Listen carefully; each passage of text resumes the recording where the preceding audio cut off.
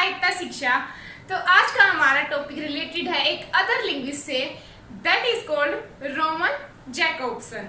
Roman Jacobson एक American linguist थे, उसके साथ साथ ये एक लिटरेरी थ्योरिस्ट भी हैं। फॉर्मलिस्ट स्ट्रक्चरलिज्म में इनका नाम बहुत ही मेन रोल में लिया जाता है।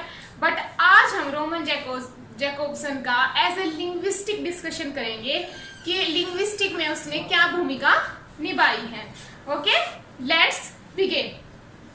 रोमन जो जैकोब्सन थे वो 20th सेंचुरी के बेस्ट लिंग्विस्टिक माने जाते हैं। विद निकोले टर्बरजाई ही develop revolutionary new technique. Nikolai के साथ मिलके इन्होंने नई जो रेवोल्यूशनरी नई टेक्निक की डिस्कवरी करी। किसके साथ मिलकर? Analyse of literary sound, analyse करा लिटरेरी साउंड को। और साउंड को क्या बोलते हैं? जो लिटरेरी साउंड होते हैं उनको बोलते हैं फोनीम। तो यानी कि जो फोनीम होते हैं उनको डिस्कस करा। इससे पहले मैंने जो पहले वीडियो थी उसमें मैंने फोनीम के बारे में बताया है, जो कि नोम चॉम्स्की पे बेस थी। फोनीम लैंग्वेज की सबसे छोटी यूनिट होती है, जो जैसे कि साउंड जो आती है उनकी। He also contributed to Slavic linguistic। उन्होंने स्लेविक लिंग्विस्टिक में भी कंट्रीब्यूट किया। ये स्लेविक क्या? स्लेविक जैसे ये नहीं बोल देते पंजाबिक, जो पंजाबी हो गई, या फिर हम कह सकते हैं कि जैसे मराठी हो गई। तो जैसे एक एरिया की पर्टिकुलर लैंग्वेज होती है उसको बोलते हैं। ओके, तो ये स्लेविक जो एक एरिया है वहां की लैंग्वेज है, उस पे भी इसने उस लिंग्विस्टिक में भी इसने कंट्रीब्यूट करा है, किया हुआ है। He gives 6 communication function. इनके जो जैकोब्सन है इसके ये बहुत ही ज्यादा इंपॉर्टेंट फंक्शन है। 6 के 6 आपको इनके नेम लर्न करने हैं, और उसके साथ ये किस कंटेक्स्ट में दिए गए वो भी आपको याद रखना है। He gives 6 communication function, each associated with a dimension। यानी कि हर एक किसी न किसी डायमेंशन जुड़ा हुआ है। और फैक्टर ऑफ कम्युनिकेशन प्रोसेस, और किन फैक्टरों से या किस तरीके से हम कम्युनिकेशन प्रोसेस में उनको यूज करते हैं। ओके, ये प्रोसेस भी किससे इन्फ्लुएंस होकर इसने ये प्रोसेस दिया है? कार्ल बुलर ऑर्गन के जो मॉडल है उससे इसने, कार्ल बुलर से इसने इन्फ्लुएंस होकर ये मॉडल दिया है। तो ये भी पेपर में पूछ सकते हैं। तो इस मॉडल में सबसे फर्स्ट है रेफरेंस। अब देखो, जो कंटेक्स्ट होता है, पूरा जो कंटेक्स्ट है उसके बेस पे आपको कुछ रेफरेंस डाले जाते हैं। मान लिया आप किसी की समरी पढ़ रहे हो या किसी राइटर के बारे में विकिपीडिया से पढ़ रहे होते हो, तो रेफरेंसेस दिए जाते हैं नीचे कुछ, कि आपको ये प्रेफरेंस दिया जा रहा है, रेफरेंस दिया जा रहा है कि इसके बेस पे आप इन चीजों को जान सकते हो, जिससे कि आपको और इंफॉर्मेशन मिलेगी। तो कंटेक्स्ट के बेस पे जो डायमेंशन है वो रेफरेंस है। सेकंड है इमोटिव। वैसे सेकंड जो है वो एस्थेटिक है, बट वो मैंने नीचे कर दिया। उसका रीजन ये है कि ये सिमिलर एक दूसरे से थोड़े लिंक थे, वो थोड़ा डिफरेंट था इसलिए। इमोटिव। अब देखो, मैसेज होता है ना, उसमें मैसेज में एक सेंडर होता है, एक रिसीवर होता है, ठीक है। तो जो सेंडर क्या करता है, अपने आइडियाज को सेंड करता है रिसीवर के पास, और रिसीवर उनको एक्सेप्ट करता है। यही काम होता है एक्चुअल में। तो देखो, जब सेंडर अपने मैसेज को सेंड करता है तो उसके कुछ इमोशन होते हैं ना उसके अंदर। तो यही है कि मतलब जो इमोटिव होता है वो किससे जुड़ा होता है? Emotion express bye scholar. Scholar अपने किन इमोशन को एक्सप्रेस कर रहा है। ओके, तो ये दोनों किससे जुड़े हैं? मैसेज, यानी कि ये जुड़ा है सेंडर से, और जो कैनोटिव है वो जुड़ा है रिसीवर से, कि जो रिसीव करते, जो चैनल के थ्रू मैसेज को रिसीव करते हैं, और क्या वो उनके मैसेज को डिकोड सही से कर पा रहे हैं, नहीं। नेक्स्ट चीज है फैटिक।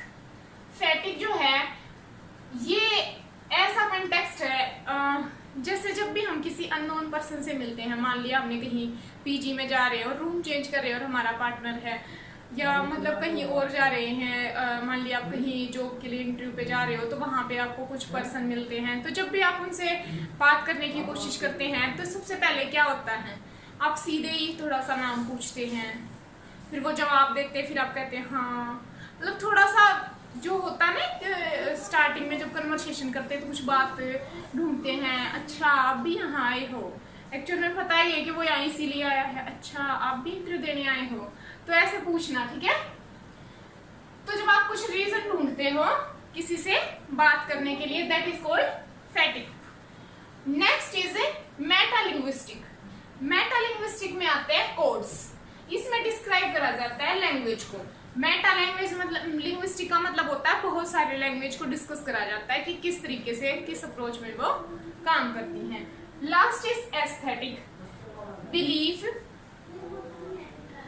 इसका मतलब होता है जब पोइटिक ऑटो रिफ्लेक्शन प्ले करता है, यानी कि जो अपने जो बिलीफ होते हैं उनको हमारे सामने रिप्रेजेंट करता है और हम उनको देखते हैं, तो उसको बोलते हैं एस्थेटिक। तो ये थे सारे के सारे कम्युनिकेशन जो प्रोसेस है उसके कुछ dimension. Okay, I hope you understand. अगर अभी भी समझ में नहीं आया तो कमेंट में बताइएगा, हम सोल्व करेंगे उन प्रॉब्लम्स को। ओके, अब इसने 3 प्रिंसिपल आइडिया दिए हैं इन लिंग्विस्टिक। लिंग्विस्टिक में जो मेजर रोल प्ले करते हैं लिंग्विस्टिक के अंदर। ओके, उसमें फर्स्ट है लिंग्विस्टिक टोपोलॉजी। फर्स्ट क्या है? Linguistic topology. अभी टोपोलॉजी क्या होती है? टोपोलॉजी होती है, it is a classification of language in which we share grammatical feature. ये क्लासिफिकेशन होता है लैंग्वेज का जिसमें हम ग्रामेटिकल जो फीचर होते हैं, जो फंक्शन होते हैं, उनको शेयर करते हैं। सेकेंड इज मार्कनेस, यानी कि हम मार्क करते हैं इंपॉर्टेंट चीजों को। And third is linguistic universal. Linguistic universal, ऐसे लिंग्विस्टिक जो पूरे यूनिवर्स में वैलिड हो। अब इसके वर्क्स पे आ जाते हैं। जितने भी भाई इसके वर्क के नाम मैंने मेंशन करे हैं, एटलीस्ट उन सबको जरूर से याद रखें, ठीक है। First is fundamental of language 1956 में। Second is language in literature 1969 में। Third on language. Fourth is 6 lecture on sound and meaning. Fifth dialogue. 6 verbal art, ये बहुत इंपॉर्टेंट है, आया भी हुआ पेपर में एक बार। Verbal art, verbal sign, verbal tag. 7 Shakespeare, verbal art in experience of spirit. ऐसे ऐसे बड़े नाम डालते हैं एग्जामिनर जो किसी बैक राइटर से जुड़े हुए हो। Okay, 8th language, child language, aphasia and phonological universe. ये जो अफासिया एक टर्म भी है जो इसी ने डिस्कवर करी थी, इससे पहले भी इसका एग्जिस्टेंस था। इसका मतलब होता है जब हमें जैसे कुछ कभी कभी आपके साथ ऐसा होता है ना कि आप किसी को कुछ बताना चाहते हो और कहते हो भूल गई, बस मेरे दिमाग में ही घूम रहा है पर मुझे याद नहीं आ रहा कैसे बोलूं, तो वो होता है फासिया। यानी कि जब हमें एग्जैक्ट वो वर्ड तो पता है पर अंदर से कि माइंड में तो है कि क्या है बट हम एक्सप्रेस नहीं कर पा रहे, that is called aphasia. Jakobson made use of Saussure 2 axis. इसने सेशोर जो फर्नांडी सेशोर उसके 2 एक्सिस को यूज किया है। एक है पैराडिग्मेटिक जो एसोसिएटेड है, एसोसिएटिव से जुड़ा, और एक है सिंटाग्मेटिक एक्सिस। ये दोनों ही अटरेंस, अटरेंस का मतलब होता है स्पीच, कैन अंडरस्टूड, स्पीच के थ्रू समझे जा सकते हैं। तो फर्स्ट से हम डिस्कस करते हैं। ये दोनों जो कंसेप्ट है वो किससे जुड़े हुए हैं? मेटाफर और मेटानोमी से। अब जो मेटाफर होते हैं और मेटानोमी होती है, ये एक्चुअल में होती क्या है, चलो समझ लेते हैं। According to Jakobson, language has a bipolar. Bipolar का मतलब क्या होता है? कॉम्बिनेशन, ठीक है, किसका? स्ट्रक्चर का। It assimilate between the form of metaphor and metonymy. ये जोड़ती है हमें मेटाफर से भी और मेटानोमी से भी। मीन्स मेटानोमी क्या है? कॉम्बिनेशन है वर्ड्स का, और we can say that structure of words. Metonymy क्या है? या तो एक स्ट्रक्चर है वर्ड्स का जो कॉम्बिनेशन में है, but metaphor is similarity of 2 things. जैसे 2 चीजों की सिमिलरिटी हम कह सकते हैं, जैसे कि पेरेंट्स होते हैं, अगर किसी का बच्चा किसी के ऊपर गया तो कह सकते हैं कि ये तो बिल्कुल अपने पापा पे गया या बिल्कुल अपनी मम्मी पे गया, दिस इज मेटानोमी। और जब हम सेंटेंसेस को कंबाइन कर देते हैं, this is metonymy. Okay, sorry, पहले वाला मेटाफर था।